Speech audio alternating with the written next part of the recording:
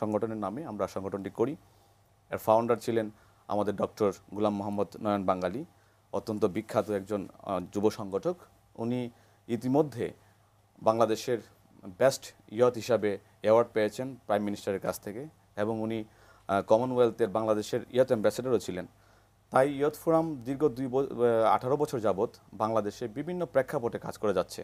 Youth ফোরামের 5টা wings আমরা আছে, 5টা উইংস নিয়ে বিভিন্ন সময়ে বিভিন্নভাবে দেশের মূলত 400 উপজেলায় আমরা ইয়থ ফোরামের বিভিন্ন সংগঠনের সাথে আমরা ইনভলভ রেখে আমাদের প্রায় 2000-এর মতো যুব সংগঠন 2000 সাল থেকে 18 সাল পর্যন্ত 18 বছরে আমাদের সাথে সম্পৃক্ত থেকেছে। আমরা প্রতি বছর যে কাজগুলো করে থাকি মূলত যুবকদের নিয়েই। যুবকরা বিভিন্ন সময়ে দেখা গেছে তাদের লেখাপড়ার পরে তারা হতাশায় ভুগছে, বা লেখাপড়া করাকালীন সময়ে তারা বিভিন্ন ধরনের অনৈতিক কর্মকাণ্ডে জড়িয়ে পড়ছে। ওই সকল অনৈতিক এবং নৈতিকতা শিক্ষার জন্য আমাদের ইয়থ ফোরামের একটা উইংস রয়েছে, সেটা হলো বাঙালির পাঠশালা। আচ্ছা, হ্যাঁ। এই বাঙালির পাঠশালার মাধ্যমে আমরা নৈতিক শিক্ষামূলক আয়োজন করে থাকি। গতানুগতিক শিক্ষা যেটা আমাদের স্কুল কলেজে পেয়ে থাকি, এর বাইরে আমাদের নৈতিক শিক্ষার জন্য কিন্তু একটা প্ল্যাটফর্ম দরকার। এটা আমাদের ইয়থ ফোরাম শুরু করেছে।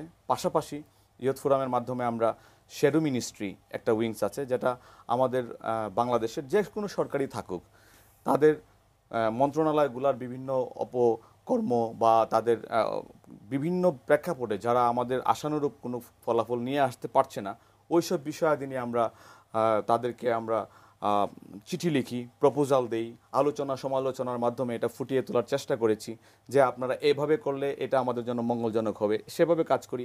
পাশাপাশি আমাদের যুবকদেরকে আত্মকর্ম নিয়ন্ত্রণ করে এবং কর্মসংস্থানের ব্যবস্থা করা। কর্মসংস্থানের ব্যবস্থা করার জন্য কি শুধু আমাদের এক মাসের বা এককালীন কোনো কিছু না, তাদেরকে যেন আমরা তাদের স্কিল্ড ওয়ার্কার হিসাবে যেন তৈরি হতে পারে, সেই বিষয়ে আমরা 2000 সাল থেকে আমরা বিভিন্ন প্রেক্ষাপটে কাজ করে আসছি। এই প্রেক্ষাপটে কাজ করার ফলশ্রুতিতে আমরা আজকে 18 বছর পা দিলাম। আমরা 18 বছর পদার্পণ উপলক্ষে আমরা বাংলাদেশ ইয়থ পার্লামেন্ট করতে যাচ্ছি 3 তারিখে আমাদের সুপ্রিম কোর্ট বার অডিটোরিয়ামে। এটা প্রতি বছর আমরা করে থাকি। আমাদের ইয়থ পার্লামেন্টের মূল উদ্দেশ্য হলো আমরা প্রতি বছর যে কাজগুলো করে থাকি, এই কাজগুলোর একটা ন্যাশনাল অ্যাসেম্বলির মাধ্যমে আমাদের এই কাজগুলোর সাথে বাংলাদেশকে যারা পরিচালিত করে, বাংলাদেশকে যারা যুবকদেরকে নিয়ে যারা কাজ করে, ইয়থ লিডার, ইয়থ এন্টারপ্রেনিয়ার বা ইয়থ ডেভেলপমেন্টের সাথে যারা জড়িত, তাদেরকে নিয়ে আমাদের যারা সারা বছর তাদেরকে নিয়ে কাজ করি, ইয়থ সংগঠনের যারা নেতৃবৃন্দ থাকেন তাদেরকে নিয়ে একটা আমরা অ্যাসেম্বলি করে থাকি। এটাই আমাদের ইয়থ পার্লামেন্ট হিসাবে আমরা নাম রেখেছি। ওইখানে একটা